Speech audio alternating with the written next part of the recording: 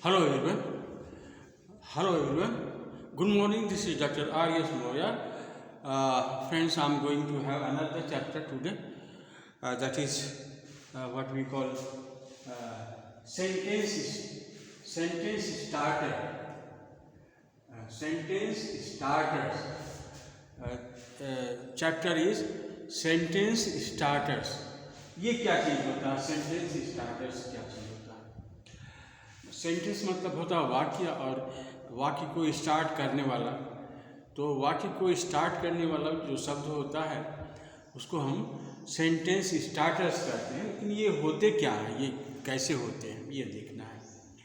तो ये जो वर्ड्स होते हैं जो वाक्य शुरू करते हैं, जो वाक्य को शुरू करते हैं शब्द, वो दो होते हैं।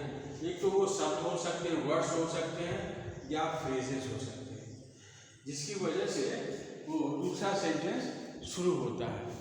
तो ये स्पोकन इंग्लिश में बहुत इम्पोर्टेंट चीज़ है, क्योंकि जब आप इसको जानेंगे तो आपको लगेगा कि हमको अंग्रेजी अब बोलना आ गया। तो सेंटेंस स्टार्टर्स को आप बहुत अच्छी तरह से यूज़ करना जान जाएंगे तो समझिए आपको एक ऐसा फील होगा कि जैसे हमको अंग्रेजी अब जो है बोलने आ जाएगा। तो देखते हैं ये क्या है। तो सेंटेंस स्टार्टर्स जो है ये वर्ड्स हो सकते हैं या फ्रेजेस हो सकते हैं, एक बात हुआ। और ये क्या करते हैं, ये इंट्रोड्यूस करते हैं नया थॉट, और ये इंट्रोड्यूस करते हैं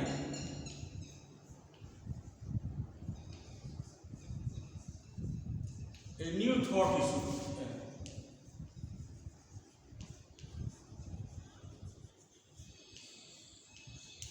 ये नया विचार लेते हैं, या और जो विचार उसके बाद आता है उसको पूरा करते हैं, उसको कहते हैं रेस्ट ऑफ मीनिंग, जिसको कहते हैं।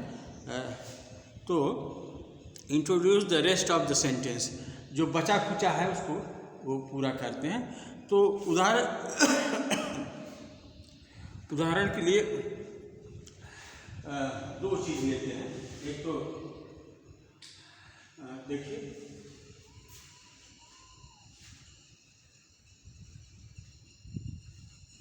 जैसे एक होता है यूजुअली मतलब होता है अक्सर।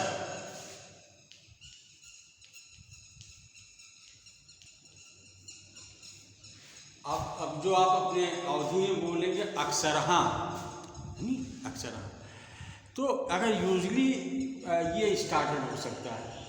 जैसे यूजली स्टार्टेड के बाद कॉमा दिया जाता है। स्टार्टेड जो है वो उसमें सबसे बड़ी चीज़ ये नॉर्मली से स्टार्टेड के बाद कॉमा होता है। तो the words or phrases introduce the rest of the sentences, और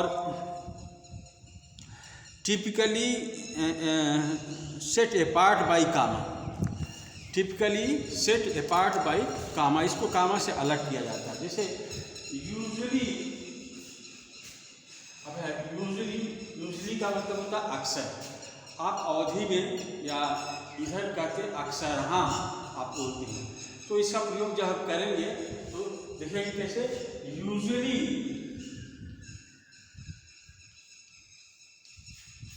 I don't smoke।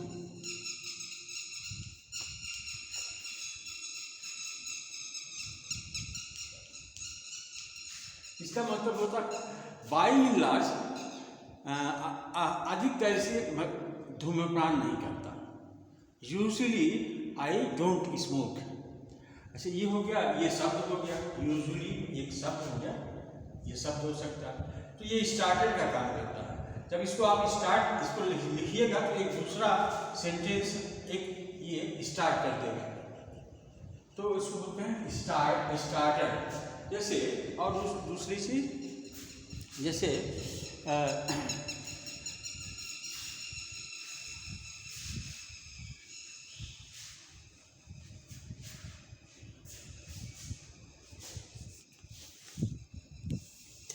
ये हो गया। और जैसे फर्स्टली भी अगर कहे, जैसे फर्स्टली सेकेंडली, ये भी स्टार्टेड है। जैसे फर्स्टली,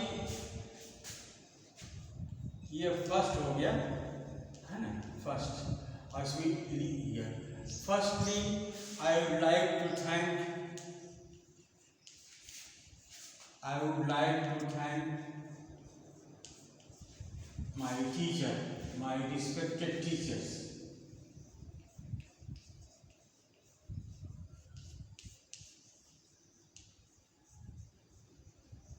नहीं, तो ये भी एक वर्ड हो गया। तो एक वर्ड है जो इसके बाद कामा होता, और ये दूसरे सेंटेंस को जन्म देता है, इंट्रोड्यूस करता है, या दूसरे थॉट को इंट्रोड्यूस करता है। इसको बोलते हैं sentence starter. This is called sentence starters. तो गाइस, ये सेंटेंस स्टार्टर्स जो होते हैं, ये बाय नेचर इसी तरह के होते हैं कि जहाँ आप उनको लिखिएगा, कामा लगाइएगा, उससे एक नया सेंटेंस बन जाता है। जैसे अब फ्रेज, जैसे मैंने कहा फ्रेज भी हो सकता है, तो फ्रेज लिख दें, जैसे पर्सनली स्पीकिंग,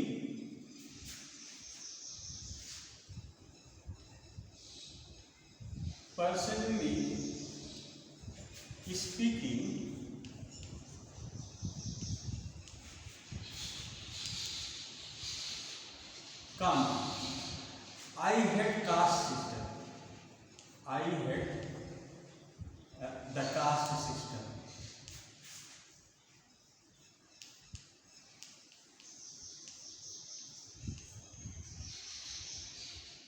अब जो ये पर्सनली स्पीकिंग जो है, ये फ्रेज है, और ये जो है इसको स्टार्टर करते हैं, स्टार्टर इसको करते हैं, इससे स्टार्ट ही करते हैं, तो इसको स्टार्टर बोलते हैं। और जब इसको लिख करके कामा देते हैं तो उससे एक नया विचार आता है। ये विचार है, कोई भी विचार आ सकता है। पर्सनली स्पीकिंग का मतलब हमारा ये व्यक्तिगत मत है कि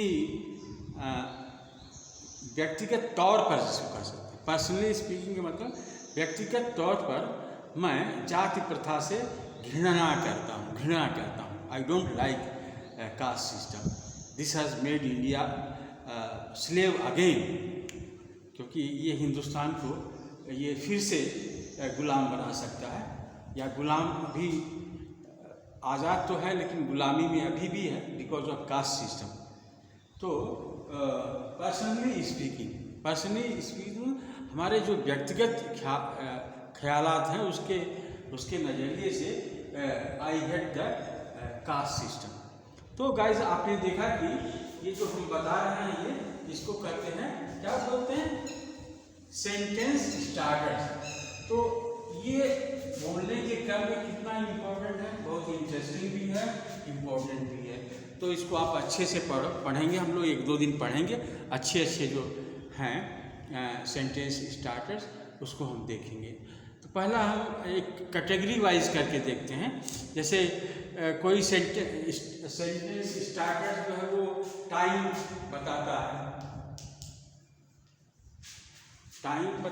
और क्या बताता है, सो टाइम और या ऑर्डर बताए, वो कैसा ऑर्डर, वो स्टार्टर क्या होता है। जैसे हमने बता दी फर्स्टली, सेकेंडली, थर्डली, नहीं, ये भी स्टार्टर है। क्या है, फर्स्टली, सेकेंडली, थर्डली, और ऐसे करके चल जाइएगा तो कहिएगा फाइनली, नहीं।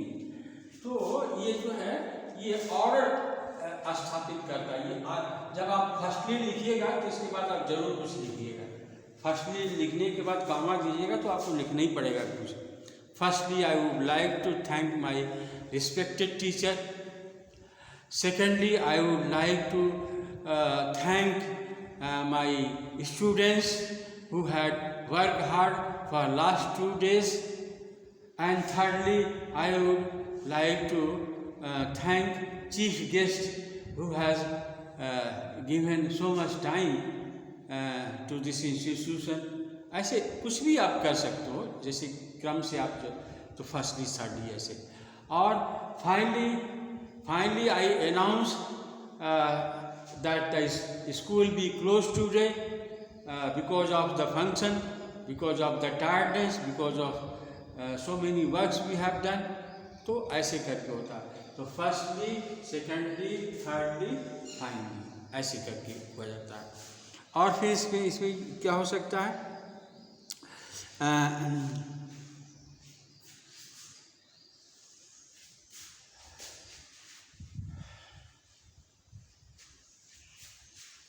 जैसे मैं आपको ग्रामर पढ़ाने जा रहा हूँ और टू गिव, अगर मैं कहूँ कि I am going to teach you grammar, और शुरू में मैं आपको आर्टिकल पढ़ाऊँगा, तो शुरू में जो चीज़ है उसको बोलते हैं स्टार्टर। तो इसकी क्या अंग्रेजी होगी, I am going to teach you grammar. To begin with article, या to begin with I take grammar, I take article. To begin with I take article. शुरू करने के लिए मैं आर्टिकल से शुरू करता हूँ। तो टू बिगिन विथ भी क्या हुआ, ये भी ऑर्डर बताता है। टू बिगिन विथ मतलब शुरू करना, टू बिगिन विथ, ये भी स्टार्ट है। इसको कहीं भी लगा सकते हैं, टू कोई चीज़ शुरू करने के लिए। To begin with I start with this, या to begin with I take this thing to start. To begin with ऐसे होता है। फाइनली होता है, और फर्स्ट होता है, नेक्स्ट होता है, आफ्टरवर्ड भी होता है। इन द फर्स्ट स्टेंस, ये भी कहा जाता है, इन द फर्स्ट स्टेंस।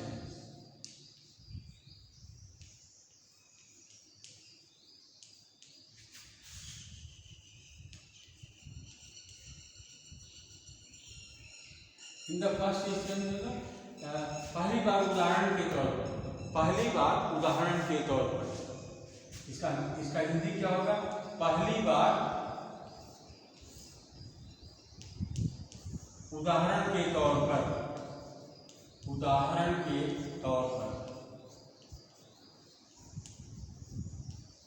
आप इसको लेकर के सेंटेंस बना सकते हो।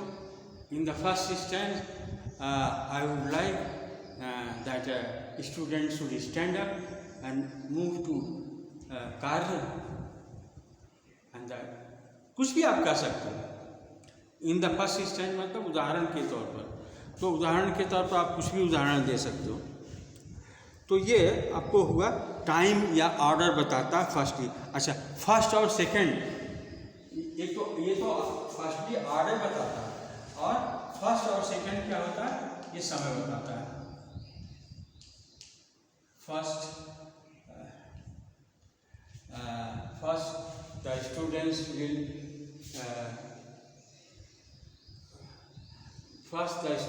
will produce their program on the stage. First, the students will perform their function, their program on the stage. Second करके, तो फर्स्ट और सेकंड अलग होता है, फर्स्टली सेकंडली अलग होता है। अब गाइस आपको एक और बताते हैं, बहुत सारी इंटरेस्टिंग चीज़ आपको बताएंगे। जैसे अभी बताया कि दबाव देना, वाक्य में जब को हमको दबाव देना होता है तो कौन सा स्टार्टर लगाते हैं। वाक्य में दबाव देने का मतलब समझते हैं, वाक्य में दबाव देना, दबाव का मतलब इम्फेसिस, ये होता है emphasis.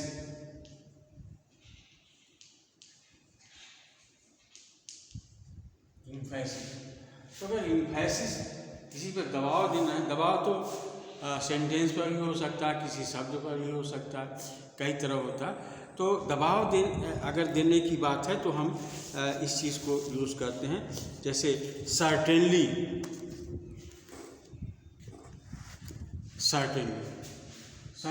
This was a very bad act. Certainly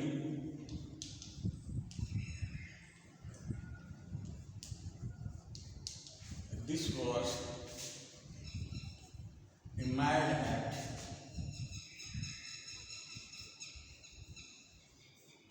निश्चित रूप से ये पागलपन का कार्य था।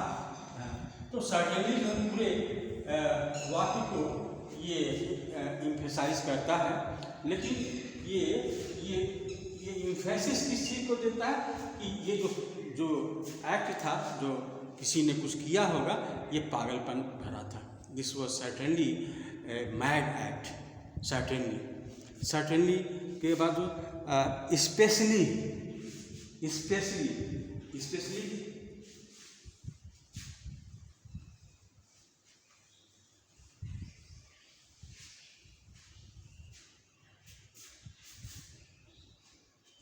all officers to be blamed. All officers to be blamed.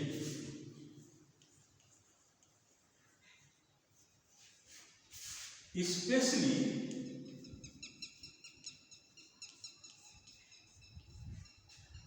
the district magistrate.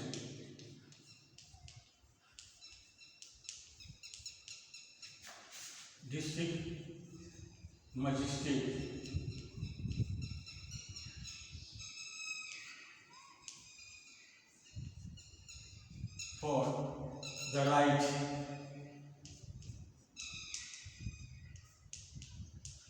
होता दंगा। तो शहर में जो दंगा होता है, दंगा फसाद होता है, वो किसी न किसी के कमजोरी की वजह से होता है। लॉ एंड ऑर्डर ठीक नहीं होता तो कमजोरी की वजह से होता है। तो सेंटेंस मैंने बताया all officers to be blame. शहर के जितने ऑफिसर हैं सबको ब्लेम किया जाना चाहिए, ये दंगा हुआ। और specially the district magistrate. Specially जब हमने स्पेशली लिखा तो ये जो स्टार्ट हो गया, एक अलग चीज़ स्टार्ट हो गया। Specially district magistrate, blame especially should be given to district magistrate who was unable to control the right, who was helpless to control who had no strong willpower to control the right। तो हम इस तरह से कह सकते हैं। तो specially का ही प्रयोग करते हैं, किसको इम्फेसिस करने के लिए। ऑफ कोर्स मतलब होता है वास्तव में।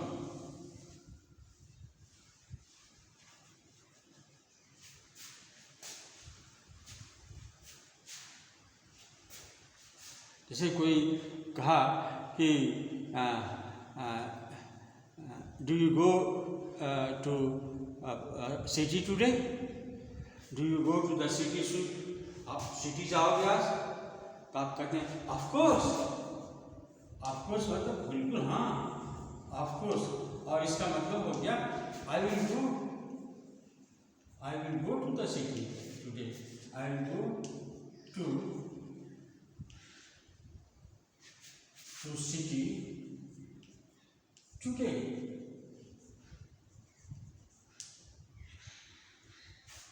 I will go to the city today, I will go to the city today। तो of course मतलब हाँ वास्तव में हम जाएंगे। तो ये of course का प्रयोग बहुत इम्पोर्टेंट है, आप इसको यूज़ कीजिए। इसके अलावा भी बहुत सा चीज़ होता है। ऑफ कोर्स है ग्रांटेड, जनरली स्पीकिंग। हाँ, जैसे फ्रेज है ये जनरली स्पीकिंग। जनरली स्पीकिंग का मतलब क्या होता है? Generally speaking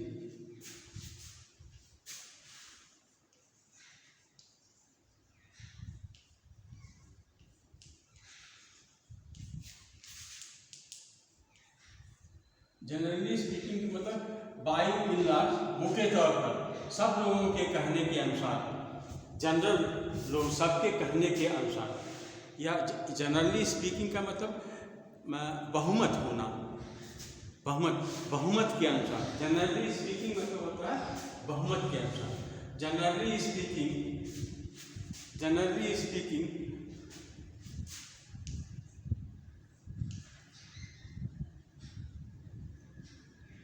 The education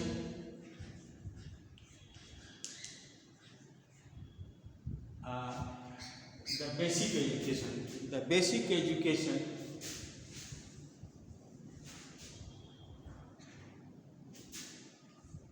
generally speaking, the basic education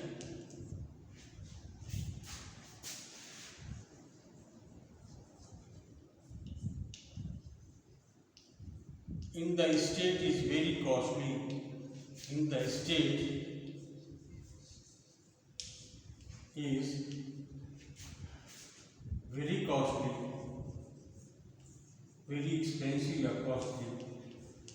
तो जनरली स्पीकिंग मतलब लोग कहते हैं, लोगों का मत है कि जो बेसिक शिक्षा है बच्चों को दी जाती है वो शहर में बहुत महंगी हो गई है, क्योंकि जो सरकारी स्कूल हैं उसमें तो सीट नहीं रहती है, और फिर जो प्राइवेट स्कूल्स हैं they are charging a lot of money and so much so that one's average income people is a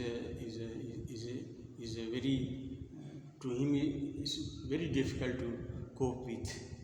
वो पैसा नहीं दे पाते, उनके अनुसार जो है वो ज़्यादा कॉस्टली है। तो कॉस्टली है ही है, education should not be so much costly. और अगर एजुकेशन को कॉस्टली नहीं किया, सरल कर दिया जाए तो देश तरक्की करता है, लेकिन हिंदुस्तान में नहीं, एजुकेशन महंगी है। कुछ छोटे कुछ एकाध जो है सरकारी स्कूल हैं जिसमें पैसे नहीं लगते, दैट्स गुड थिंग, लेकिन most of the private schools are there and people rush to the private schools and pay, and their charges is growing higher and higher. So that is generally speaking. और भी बताते हैं। Yes, generally speaking, for the most part,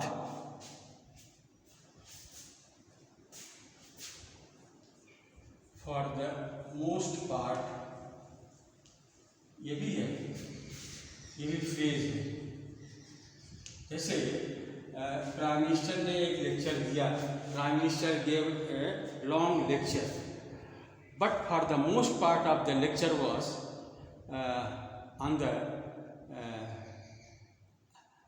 on the construction of buildings in Ayodhya. आप ऐसे कह सकते हो कि prime minister give a long lecture, for the most part of the lecture was based on how to construct a temple in Ayodhya. तो ऐसे आप कर सकते हो, for the most part of, तो लेक्चर का अधिकतर हिस्सा इस पर आधारित था, और the most part of it, so याद करिए, for the most part of it का मतलब होता है अधिकतर हिस्सा, for the most part of it. जैसे someone has given a planning, and in a planning, for the most part of the planning was for the poor and for the lower class, scheduled caste and scheduled tribe. So for the most part of the lecture was for the scheduled caste and scheduled tribe, how to help them. तो ऐसे करके होता है for the most part. और in this situation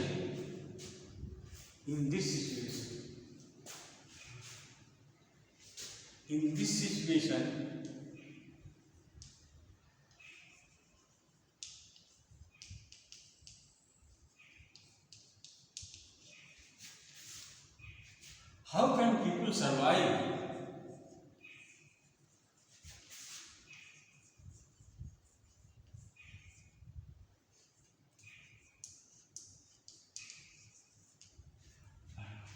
ऐसी स्थिति में लोग कैसे जिंदा रह सकते हैं? अब इन दिस सिचुएशन एक जो है ये फ्रेज है, ये दूसरे आइडिया को जन्म दे रहा है कि अगर सिचुएशन ऐसी है कि कोई पैदावार नहीं, कोई ड्रॉट नहीं, नौकरी नहीं, कुछ नहीं, तो फिर लोग कैसे जिंदा रहेंगे? How can the people survive? है ना?